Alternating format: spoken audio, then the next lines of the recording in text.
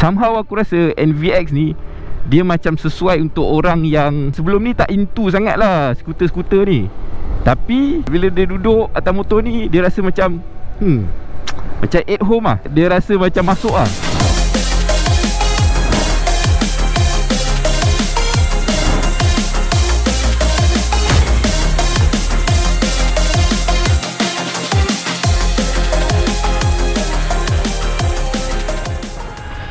Assalamualaikum, anda sedang menyaksikan Nasi Haris Motovlog. Alhamdulillah kita berjumpa lagi pada pagi yang indah ni. Korang tak silap channel, ini adalah channel Nasi Haris Motovlog. Dan hari ni kita atas Y Yamaha. Ini adalah NVX 155 yang latestnya, yang high spec. Maksudnya dia ada ABS dan juga exhaust belakang dia ada tabung. Ni nice ni. Okay, hari ni aku nak bagi korang ride impression. Kira macam aku dah bawa pergi jalan-jalan semua, pergi breakfast semua. So hari ni aku akan bagi tahu apa aku punya pendapat tentang motor ni, dekat atas motor. Tapi sebelum tu, jom kita pusing-pusing sikit.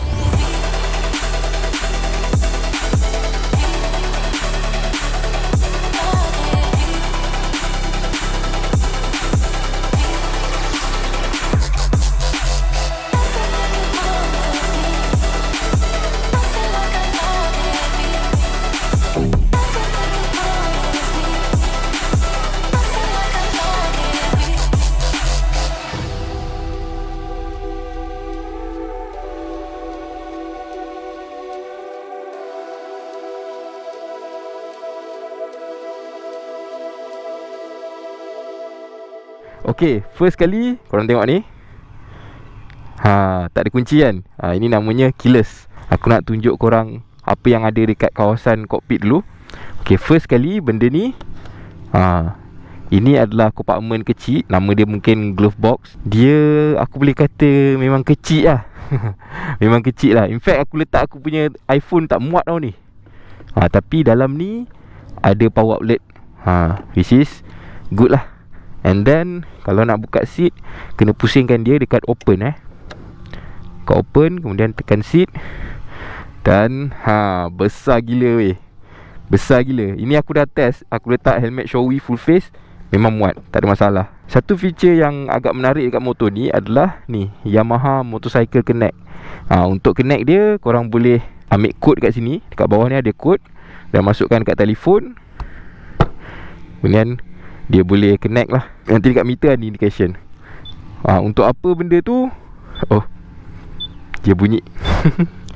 Kena off dulu. Okay, untuk apa Y connect tu adalah untuk, contohnya kau nak monitor pasal motor kau lah. Dia connectkan telefon kau dengan motor kau. So kau boleh dapat tahu kau punya fuel mileage. Kau boleh dapat tahu bila kau nak kena servis. Benda-benda macam tu lah. Kau even tahu kat mana kau parking. Last parking. Dia memang feature yang menarik lah. And then kalau tengok dari segi design, skuter ni bagi aku lah, first impression aku rasa ni adalah skuter dalam kelas dia yang paling cantik. Dia punya design dia memang cantik gila. Especially aku suka bahagian ni. Dia macam ada huruf X ni kan. Yang ni cantik. Kalau compare dengan yang previous model, bahagian tepi ni aku rasa lagi cantik. Tapi bahagian depan dia less sporty sikit.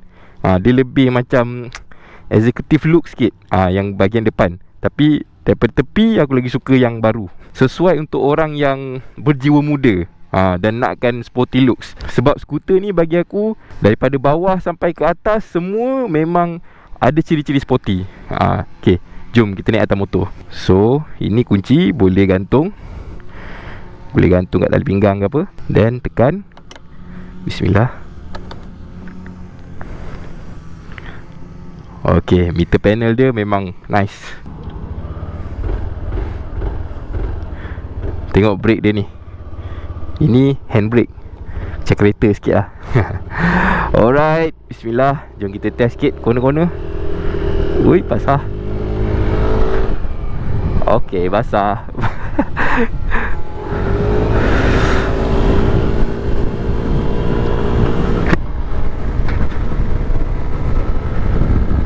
Motor ni dari segi power, bagi aku memang enough lah. Memang enough. Dia kalau dalam kelas dia, aku rasa dia dalam kategori yang powerful lah.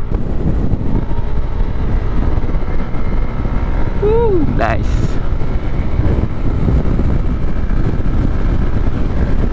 Dan aku dah bawa beberapa kali masuk highway. Aku rasa dia dekat highway capable. Dia boleh kata macam kebanyakan kapcai, tapi laju sikit. Not bad lah. Kira 1-2 macam tu boleh, tak ada masalah. Lepas tu enjin dia ni tak menghasilkan banyak vibration, which is good. Dia ada vibration tapi sangat mild lah orang kata. Kira sedap-sedap ke. Okay, kita test braking.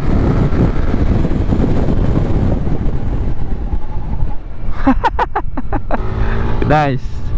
Aku tak tahu korang dengar atau tak, tapi dapat bunyi tau tadi. Sebab motor ni ada ABS tau. So kalau dia ada bunyi-bunyi macam tu, maksudnya dia punya ABS masuk lambat lah, which is good. Kalau dia masuk cepat sangat, dia kacau kita punya braking. Kalau dia masuk lambat, bagus. Tapi kalau dia tak masuk-masuk, tak bagus. Okay, brake dia ni, dia ada ABS, tapi depan saja. Belakang ada drum brakes. Itulah, ada sikit kekurangan kat situ lah. Depan dia brake ada ABS tapi single piston. Tapi dari segi braking aku rasa enough lah, enough. Just enough lah. Corner sikit. Cornering dia baik tu, surprisingly lah. Untuk motor yang nampak besar macam ni kan, cornering dia best. Somehow aku rasa dia tak terlalu cepat, tak terlalu lambat. Dia of course lah kan, motor 150cc kan, 155cc macam ni confirm lah agile kan. Tapi dia lebih stable dan sedap lah untuk cornering. Okay, merah ya. Uish, tak tendang lagi ABS tu. Aku dah agak dah. Mesti tak berhenti diorang ni. Kadang-kadang aku kalau duduk kat traffic light kan, kalau macam tadi tu, memang aku duduk tepi je. Sebab apa? Sebab aku tahu kadang-kadang ada yang tak nak berhenti tau, macam jalan dia. Kalau aku duduk kat tengah apa, lagi bahaya daripada aku tak berhenti. Okey, sambung balik tadi. Okey, dari segi brake belakang tu agak kurang sikit lah. Kita tahu motor ni enjin dia bersambung dengan tayar belakang tau. Maksudnya crankcase dia tu, bila dia sambung dengan tayar belakang, yang drum brakes tu pun ada kat situ juga. So bila kita dah bawa jauh ke, dah masuk highway ke, dia dah panas kan. Dia dah panas, dia tak cengkam sangat lah. Itulah problem dia bila kau pakai drum brakes dekat enjin macam ni. Dia punya feel tu tak konsisten lah. Dan kenapa aku bising sangat pasal brake belakang kan, dia bukan apa, sebenarnya sebab skuter dia tak macam motor-motor lain ni. Tayar melekat dengan enjin dekat belakang, which means banyaknya berat dekat tayar belakang. So bila banyak berat tayar belakang, brake belakang tu berfungsi. Dalam kata memang berfungsi lah. Kalau macam motor ni lain, motor biasa boleh kata 80% ke macam tu kat tayar depan. Brake belakang tu macam assist je, sikit je. Tapi skuter tak. Skuter dia sama juga macam Easy Rider, macam Harley apa semua. Brake belakang tu penting. Sebab apa? Sebab weight distribution. Kalau kata first thing to improve dekat NVX ni, bagi aku kena ada brake disc belakang.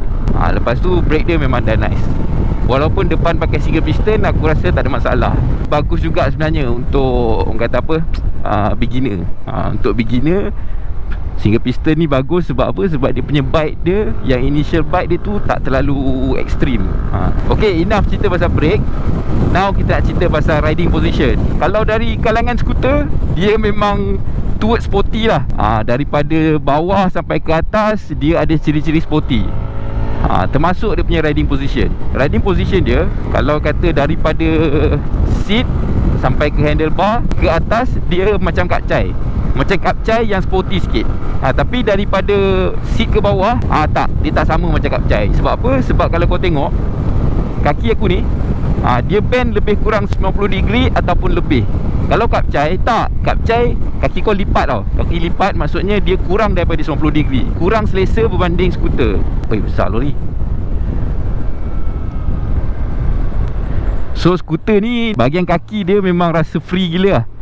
Ada freedom lah kat situ. Sebab apa? Sebab kau boleh adjust. Kau nak depan ke, nak belakang ke. Dia punya floorboard ni ada, orang kata apa, kebebasan. Kalau nak ikutkan, motor ni sebenarnya agak kurang lah dari segi tu. Sebab apa? Sebab dia ada tank kat sini. Ni tank minyak dia ni, fuel tank. Walau bagaimanapun, kalau kau compare dengan motor-motor yang bukan skuter, ini kira sangat-sangat selesa. Somehow aku rasa NVX ni, dia macam sesuai untuk orang yang sebelum ni tak into sangat lah skuter-skuter ni. Tapi bila dia duduk atas motor ni, dia rasa macam macam at home lah. Sebab apa? Sebab dia walaupun dia skuter, tapi dia skuter yang sporty. Dari segi rupa dia pun, dia bukan macam conventional maxi skuter. Maxi skuter ni kalau nak senang faham dia, comparable dengan motor ni adalah NMAX lah. NMAX tu boleh kata dia dalam kategori maxi skuter. Boleh potong ni, boleh cepat. Alright. Sebenarnya itulah bestnya bawa skuter ni. Macam situasi tadi kan, kau tak ada macam nak fikir nak masuk gear berapa ni. Ni sekarang kat gear berapa kan. Tengok lu gear indicator, ni gear 5 ke, gear 6 ke apa kan. Tukar gear baru boleh potong semua. Tak ada. Bila kau bawa skuter, kau sentiasa pada gear yang betul. Kau just pulas je. Kalau kau dah tune CVT, lagi best. Tapi kalau kau dah tune CVT, biasanya dia kuat makan minyak sikit. Maksud aku tune untuk performance lah. Kalau kau tune untuk jimat minyak pun boleh juga. Okay, now aku nak cerita sikit pasal suspension. Okay, aku tak tahu korang boleh nampak ke tak. Aku berdiri, kira motor free. Kemudian aku duduk. Nampak? Suspension depan dia tu compress. Maksud dia punya sack dia tu besar. Bila kau duduk je, suspension dia dah compress. Kalau dia punya travel ada satu jengkal, dia dah kurang banyak ni lah. Bila kau duduk je, dia dah kurang banyak. Kenapa benda tu macam a concern pada aku lah? Sebab sebenarnya motor ni ada isu lah, ada masalah. Iaitu motor ni absorber depan dia suka bottom out. Bottom out ni maksudnya, contohnya kan, kau dah duduk, dia dah turun lagi kan. Contohnya kau jalan-jalan, uish, ada lubang, kau pun tekan brake, dia compress lagi. Bila by the time dia nak hit lubang je, dia terus bottom. Faham tak? Bottom sampai habis lah. Kira suspension tu sampai habis tau. Bila dia dah habis, dia macam basikal lah, keras kan, ketang. Macam tu. So bila aku dapat rasa benda tu beberapa kali kira agak kerap jugalah. Aku rasa macam motor ni memang perlulah ada ABS. Seriously. Sebab bila kau dah bottom out tu, automatically kau punya brake terus jadi tak efficient tau. Sebab tak ada suspension kan. Tu yang senang untuk lock tayar tu. Dan kalau ada ABS, dia boleh selamatkan kau lah untuk situasi macam tu. Sebab macam jalan aku sekarang ni pun banyak tau jalan tak rata, kadang-kadang lubang apa semua tu. Terasalah bottom out tu. Polis tunggu apa ni? Kang tiba-tiba kejar aku pula. Tapi handling dia macam cornering kan, laju-laju sikit, memang nice. Dia tak adalah membuai ke apa. Cuma bila dia langgar lubang ke apa ke, memang terasa lah sikit. Tapi kalau cornering, nice gila. Ni dia, betul lah, dah bottom out dah. Ni semua kena ni. Dia sebab apa? Sebab bila kau nampak jalan tu macam berlubang ke, tak rata ke, kau pun tekan brake. Bila kau tekan brake, suspension dia dah turun kan. Dan bila dah turun, dah tinggal sikit. By the time dia hit dia jalan yang tak rata tu, memang ketak. Aku pun tak tahu suspension tu boleh hancur ke tak. So kalau korang rasa macam nak upgrade kan, aku rasa kalau boleh upgrade suspension depan dulu kot. Tak tahulah boleh ke. Sebab dia ada ABS apa semua kan. So tak boleh lah tukar macam tu je fork kan. And then aku rasa kalau nak main dia punya spring rate dengan oil tu pun, aku rasa main dengan ni kan, minyak berat ke apa kan. Aku rasa macam sikit je lah efek dia kot. Ataupun jadi tak sedap.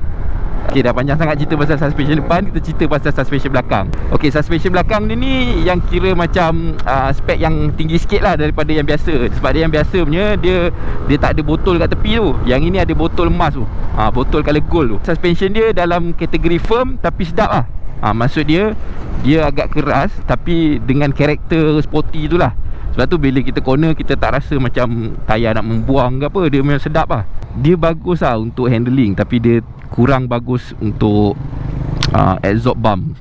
So maknanya kalau korang pakai motor ni dekat kawasan yang jalan dia A, motor ni memang A. Motor ni dia ada auto off bila kita berhenti kat traffic light. Tapi ni aku off kan benda tu. Aku cerita sikit lah pasal cockpit kan, apa yang ada kan. Macam aku cakap tadi, yang ini yang off engine ketika traffic light tu lah. And then dekat kanan ni, ini memang jalan. Ini jalan yang tak sesuai MVX. Kat belah kanan ni ada hazard light, which is good. Memang kena ada lah hazard light aku rasa. And then ada starter switch. Dia tak ada kill switch lah. Yang untuk memang tak boleh jalan ni. Aku kena elak-elak. Sini tak boleh lah. So belah kanan ada tu je lah. And then ada disc brake lah, hydraulic disc brake. Belah kiri macam aku cakap tadi, dia ada handbrake. Ni bagus dia untuk kalau contoh kau parking dekat tempat yang agak slope, agak curam, korang boleh tarik handbrake ni, lock supaya motor ni tak bergerak. Feature ni banyak dekat skuter dengan motor adventure. And then ni yang menarik sebab dia ada toggle menu kat sini. So meter ni korang tak payah nak tekan-tekan dekat meter lah. Ada button lah kat meter ni, ada dekat sini, button menu ni. And then ada high beam, low beam, signal kiri kanan dengan horn. Power dia ketika take off tu, kira dia macam nak cakap, dia smooth. Lepas tu bila VVA masuk, pergi, memang laju. Tapi aku punya cara bawa, aku rasa lah, aku jarang betul nampak VVA ni padam, sentiasa on. Motor ni bagus lah. Sebab apa? Fuel efficiency dia tinggi. Aku tengok orang lain banyak dapat 39 lah, 38 km per liter. So dia dalam kategori yang jimat minyak lah. Jimat minyak. Aku rasa benda tu memang disebabkan VVA lah. Okay, so aku pun dah nak sampai. Ni apa ni? Oh, pipe bocor. Ui, lari. So itulah aku punya test ride.